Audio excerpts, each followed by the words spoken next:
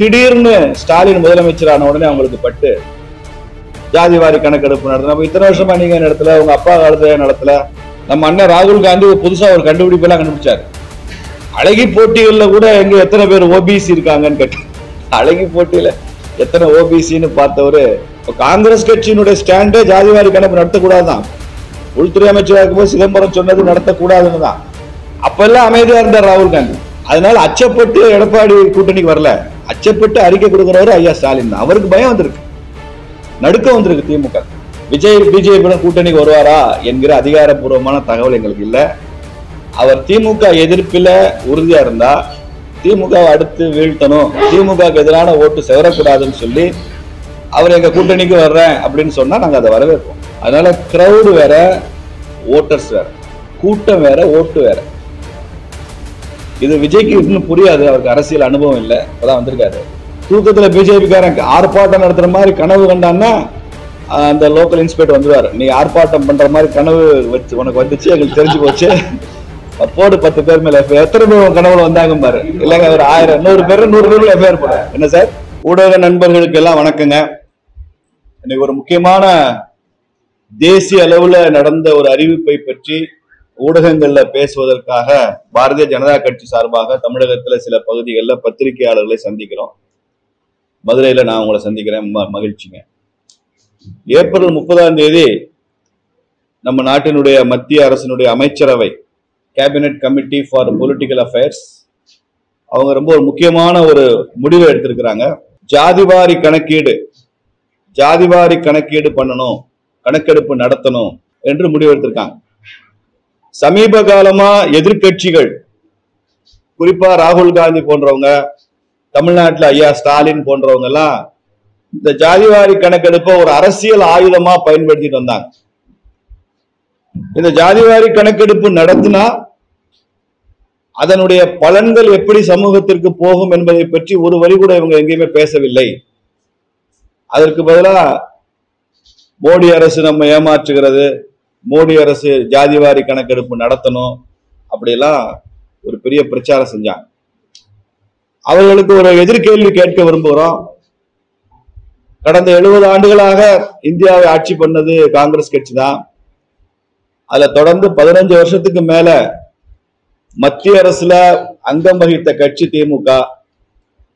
இந்தியாவில் இருக்கிற மாநில கட்சிகள்லயே மத்திய அரசுல அதிக காலம் அங்கம் வகித்த கட்சி திமுக தான். வேற எந்த கட்சியும் இவ்வளவு லாங் பீரியட் சென்ட்ரல் கவர்மெண்ட்ல பவர்ல இல்ல, டிஎம்கே மாதிரி.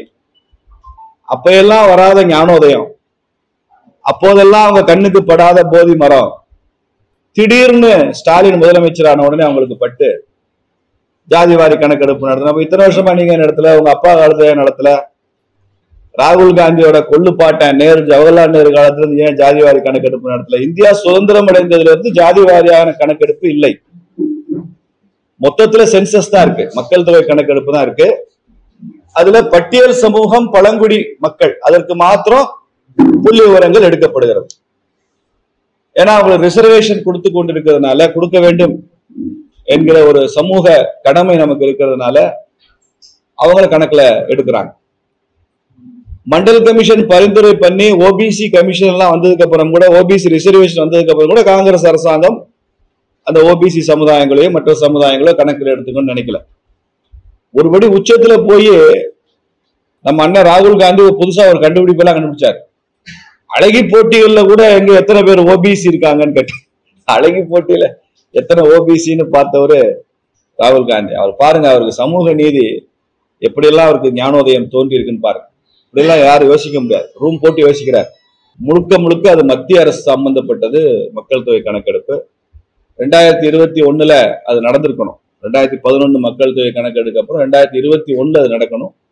ஆனா நமக்கு நல்லா தெரியும், கொரோனா காலகட்டத்துல உலகமே ஸ்தம்பித்து போயிருந்த காலகட்டம். அதனால அப்போ நம்ம சென்சஸ் எடுக்க முடியாது. அதனால ஒரு 3 ஆண்டுகள் தள்ளி போச்சு கொரோனானால. இப்போ அந்த அறிவிப்பு வந்திருக்கு, மக்கள் தொகை கணக்கெடுப்புடன் கூடிய ஜாதிவாரி கணக்கெடுப்பும் எடுக்கப்படும் அப்படின்னு ஒரு அறிவிப்பு வந்திருக்கு. இது நம்ம நாட்டுல பல சர்ச்சைகளுக்கு முற்றுப்புள்ளி வைக்கும், பல சமுதாயங்களுக்கு இது நன்மை விளைவிக்கும். யார் யார் என்ன சமுதாயம், எத்தனை பேர் இருக்கிறாங்க, எவ்வளவு ஓபிசி இருக்கிறாங்க, எஸ்சி எஸ்டி எவ்வளவு இருக்கிறாங்க, பொதுப்பட்டியல் எவ்வளவு இருக்கிறாங்கன்றெல்லாம் கூடுதல் தெளிவு கிடைக்க இது உதவும். ஏன்னா இது எந்த சயின்டிபிக் டேட்டாவும் இல்லை. இப்போ உதாரணமா எடப்பாடியார் வன்னியர் சமுதாயத்திற்கு 10.5% இடஒதுக்கீடு கொடுத்த போது அது நீதிமன்றத்தால நிறுத்தி வைக்கப்பட்டது. இதுக்கு என்ன டேட்டான்னு கேட்டாங்க. 10% வன்னியர்கள் இருக்கிறாங்கிறதுக்கு என்ன டேட்டா இருக்கு அப்படிங்கிறப்ப நம்மால டேட்டா கொடுக்க முடியல. இடஒதுக்கீட்டை நம்ம ஆதரித்தால் கூட சயின்டிபிக்கா டேட்டா இல்லை. இப்ப இந்த ஜாதிவாரி கணக்கெடுப்பு என்பது அந்த மாதிரியான சர்ச்சைகளுக்கெல்லாம் முற்றுப்புள்ளி வைக்கும். இப்ப தேவேந்திர குல வேளாளர் சமூகம் அவர்கள் அரசாணை பெற்ற பிறகு ஐயா நரேந்திர மோடி அவருக்கு அரசாணையை வெளியிட்டார், தேவேந்திர குல வேளாளர்ங்கிற அரசாணை. அதுக்கப்புறமா அவங்க பட்டியல் வெளியேற்ற கேட்கிறாங்க. எஸ்சி லிஸ்ட்ல இருந்து எங்களை டீலிஸ்ட் பண்ணுங்க, நாங்க வெளியில போனோம் அப்படின்னு ஒரு பெரிய கோரிக்கை. அது வலுத்து வருகிறது. அந்த கோரிக்கைக்கு பொது வெளியில நிறைய ஆதரவும் இருக்கு, சமூகத்துக்குள்ளவும் எல்லாரும் ஆதரிக்கிற தன்மை இருக்கு. ஆனா இப்ப என்ன, இப்ப அந்த பட்டியலிருந்து வெளியேறி அந்த சமூகம் எங்கே பிளேஸ் ஆகும், அங்கே எவ்வளவு ரிசர்வேஷன் கொடுக்கணும், கூட்டணும், இங்க என்ன குறைக்கணும், இதெல்லாம் பல சர்ச்சைகளை உருவாக்கும். அந்த ஸ்டாட்டிஸ்டிக்ஸ் வரும்போது அது புதிய புதிய விவாதங்களுக்கு வழிவகுக்கும். அப்ப இந்த காஸ்ட் சென்சஸ், இந்த ஜாதிவாரி கணக்கெடுப்பு முழுமையடையும் போது தமிழகத்துல கூட நிறைய சமூக ரீதியான நீதி கிடைக்கவும் அந்த ஆஸ்பிரேஷன்ஸை நிறைவேற்றவும் இது உதவும். இப்ப தென் மாவட்டங்கள்ல குறிப்பா இந்த டிஎன்டி சமூகங்களுக்கு ஒரு பிரச்சனை இருக்கு. அவங்க ஒற்றை சான்றிதழ் கேட்கறாங்க, நாங்க டிஎன்டின்னு சொல்லணும்னு கேட்கறாங்க.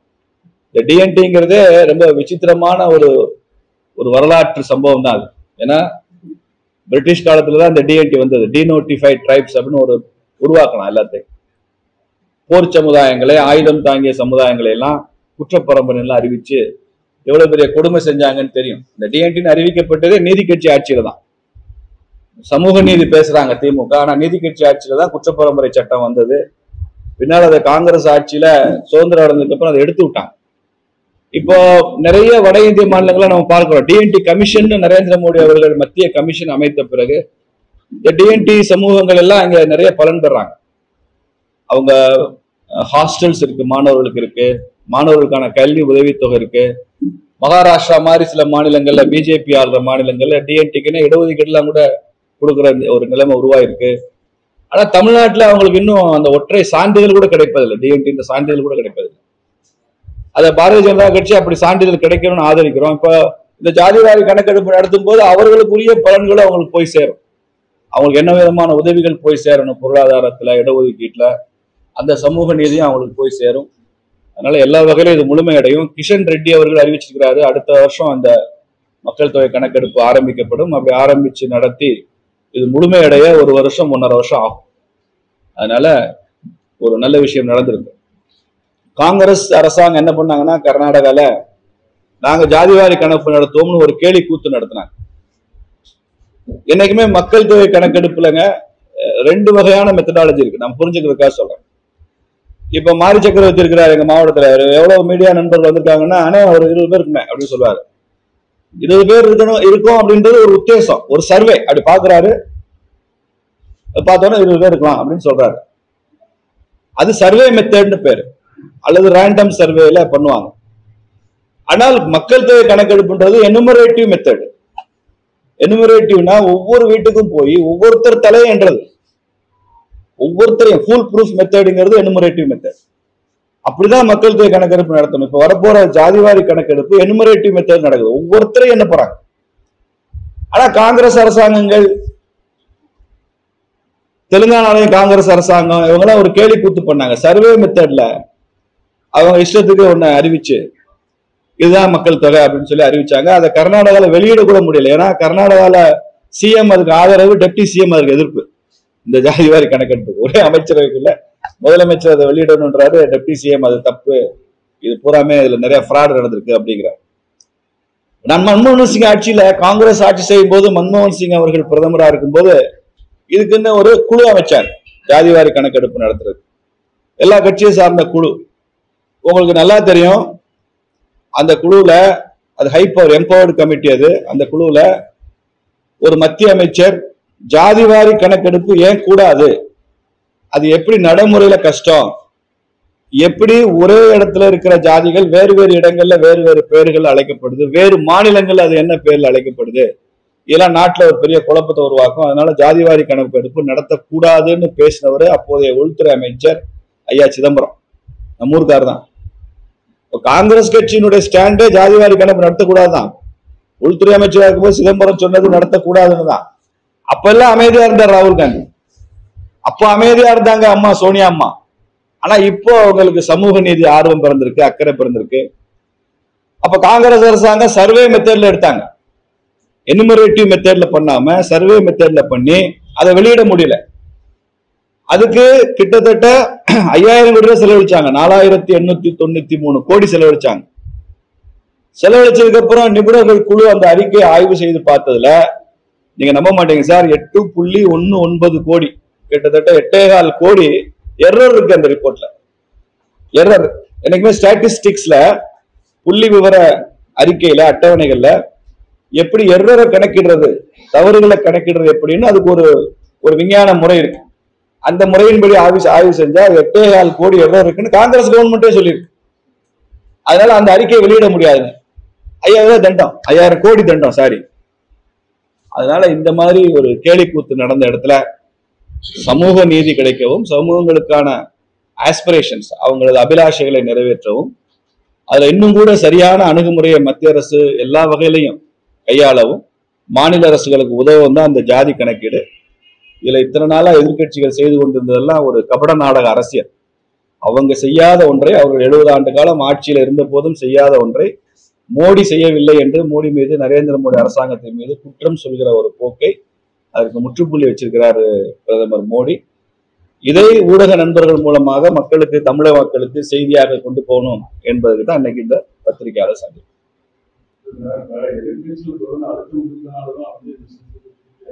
நீங்க ஏன் செய்யலன்னு சொல்லுங்க சார். நான் எதிர்கட்சி அடுத்த உங்க வாதத்துக்காக நீங்க சொல்றீங்களேன்றதுக்காக, முக்கியமான செய்தி நிறுவனத்துல இருந்து வந்திருக்கீங்கன்றதுக்காக நான் வாதத்துக்கு ஏத்துக்கிறேன். ஆனா நீங்க ஏன் சார் ஆட்சியில் இருக்கிறப்ப செய்யல? நீங்க ஏன் சார் மன்மோகன் சிங் பிரதமராக இருக்கும்போது நீங்களும் கவர்மெண்ட்ல இருந்தீங்களா, ஏன் அப்பா அழுத்தம் கொடுக்கல? ஏன் 80கள்ல பேசல, 70கள்ல பேசல? ஜாதின்றது நம்ம நாட்டுல 5000 10,000 வருஷமா இருக்கு. மக்கள் தொகை கணப்பு பிரிட்டிஷ்காரன் ஆரம்பிச்சது. 1931 வரைக்கும் பிரிட்டிஷ்காரன் பண்ணா. 1941ல பிரிட்டிஷ்காரன் காஸ்ட் சென்சஸ் பண்ணிருக்கான். இந்த காஸ்ட் சென்சஸ் அங்கிருந்து வர்றதுதான். 70கள்ல நியமிக்கப்பட்ட சட்டநாதன் கமிஷன் தமிழ்நாட்டில் ஒவ்வொரு ஜாதி எவ்வளவு இருக்குன்னு ஒரு தோராயமா ஒரு அறிக்கை கொடுக்குது. தேவர் சமூகம் எவ்வளவு இருக்கிறாங்க, வன்னியர் சமூகம் தோராயமா சொல்லுது. அது எதுல இருந்து எடுத்தோம்னா 41 சென்சஸ்ல இருந்து எடுத்து அதுல இருந்து ஒரு ப்ரொஜெக்ஷன் மெத்தடாலஜி, சர்வே மெத்தடாலஜி மூலமா ஒரு முடிவுக்கு வர்றாங்க, ஒரு அறிக்கைக்கு வர்றாங்க. ஏன் கணக்கு இன்னைக்கு ஐயா ஸ்டாலின் கொடுத்த அழுத்தத்தினால, ராகுல் காந்தி கொடுத்த அழுத்தத்தினால காஸ்ட் சென்சஸ் வந்திருக்கு அப்படின்னா, நீங்க ஆட்சியில் இருக்கும்போது ஏனுங்க ஐயா செய்யல அப்படின்னு நான் கேட்கிறேன். இந்த ரெஸ்பான்ஸ் விஜயகாந்த் கட்சியில இருந்தோ அல்லது பாமக மாதிரி ஐயா ராமதாஸ் கட்சியில இருந்தோ ஒரு கமெண்ட் சொன்னாங்கன்னா நான் ஏத்துக்கலாம். அவங்க நெவர் இன் பவர். விதிவிலக்கா பாட்டாளி மக்கள் கட்சி கொஞ்ச நாள் ஆட்சியில் இருந்தாங்க, அவங்க சொல்லலாம். திமுக சொல்லலாமா, காங்கிரஸ் சொல்லலாமான்னு கேட்க. சரி, அப்போ கர்நாடகால, தெலுங்கானால, பீகார்ல சர்வே முறையிலாவது ஜாதி கணக்கெடுப்பு நடத்தினாங்கல்ல. தமிழ்நாட்டில ஏன் திமுக பண்ணல? தமிழக முதலமைச்சர் ஐயா ஸ்டாலின் கர்நாடகால பண்ண மாதிரி, தெலுங்கானால பண்ண மாதிரி, பீகார்ல பண்ண மாதிரி இங்கேயும் இப்படி பண்ணல. அதுக்கு என்ன காரணம்னு சொல்லுங்க, அதுக்கப்புறம் தான் அதுக்கு பதில் கிடைக்கும்.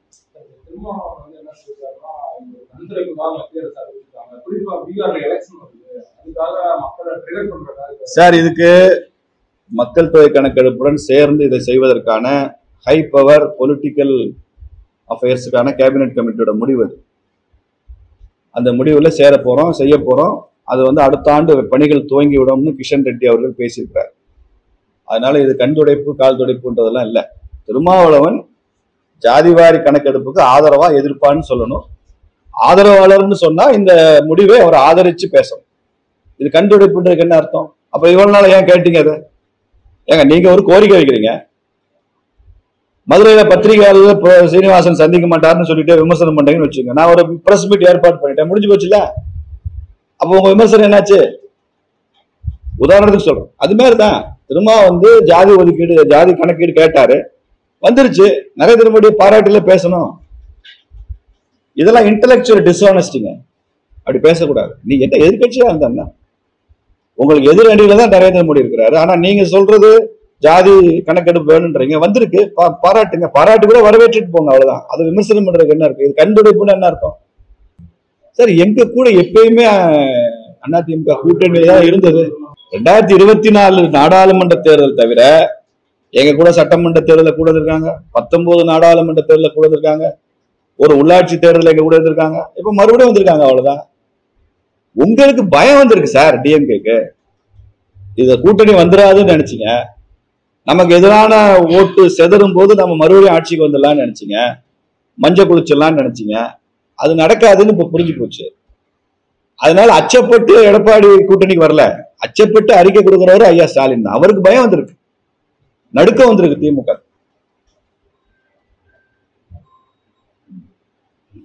So being a senior state leader, is there any probability of Vijay coming into the BJP challenge? Because this is what they talk about. Is there some movement? Sir, so far not yet clear. Is happening up in the mind. அவர் வந்தா நாங்க வரவேற்போம். Informal talks நடந்துகிட்டு அதை நான் ஊடகங்கள்ல சொல்ல முடியல. But அது எப்படி நீங்களா முடிவு வரீங்க? என்ன நடக்குன்னு எனக்கு தெரியாது சார். பட் இதுவரை எங்க கட்சியில இருந்து எந்த அதிகாரப்பூர்வமான தகவலும் இல்லை. விஜய் பிஜேபியுடன் கூட்டணிக்கு வருவாரா என்கிற அதிகாரப்பூர்வமான தகவல் எங்களுக்கு இல்லை. அவர் திமுக எதிர்ப்பில உறுதியா இருந்தா திமுக அடுத்து வீழ்த்தணும், திமுகவுக்கு எதிரான ஓட்டு செவரக்கூடாதுன்னு சொல்லி அவர் எங்க கூட்டணிக்கு வர்றேன் அப்படின்னு சொன்னா நாங்க அதை வரவேற்போம். ஏன்னா every single vote against DMK it should not get ஸ்பிளிட்ங்கிறதா எங்களது அணுகுமுறை. ஒவ்வொரு ஓட்டும் ஒருத்தர் கட்சி வச்சுக்கிறாருங்க, அவருக்கு அவர் ஒருத்தர் தாங்க இருக்காரு, அவர் ஒரு ஓட்டு தாங்க அவருக்குன்னா கூட அந்த ஒரு ஓட்டு கூட எங்களுக்கு கூட வரணும்னு நினைப்போம்.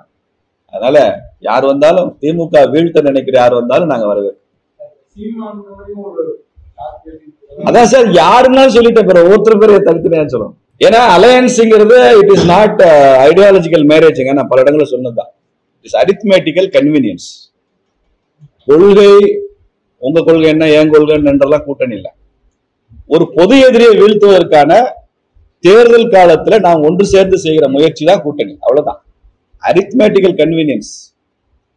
அதுல திமுக வீழ்த்தும் நம்ம. ஏன்னா திமுகவே கூட்டணி கணக்கில் தான் ஆட்சியில தொடர்ந்து நிக்கிறாங்க. தொடர்ந்து அவங்க தேர்தலை ஜெயிக்கிறது காரணம் கூட்டணி தான். அப்ப கூட்டணி இல்லைன்னா திமுக ஒண்ணும் இல்லை.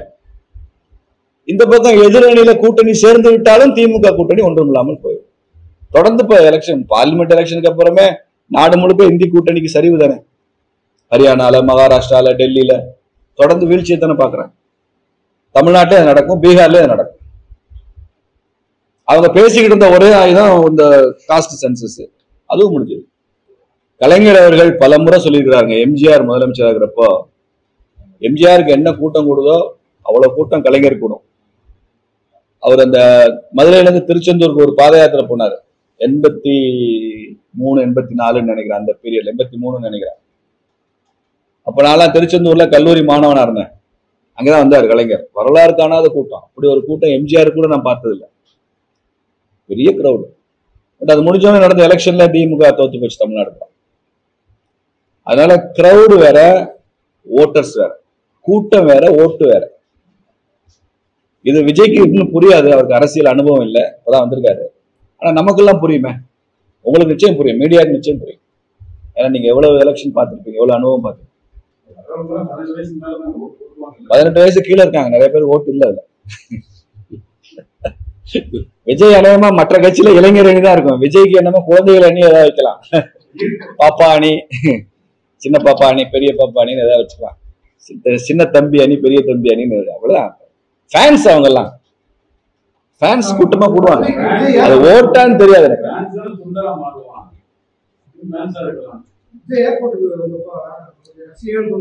கமலஹாசனுடைய ரசிகர்கள் ஓட்டா மாறிடுச்சா சார்? கமல் 2019 பார்லிமெண்ட்ல 4% ஓட்டு வாங்கினார்.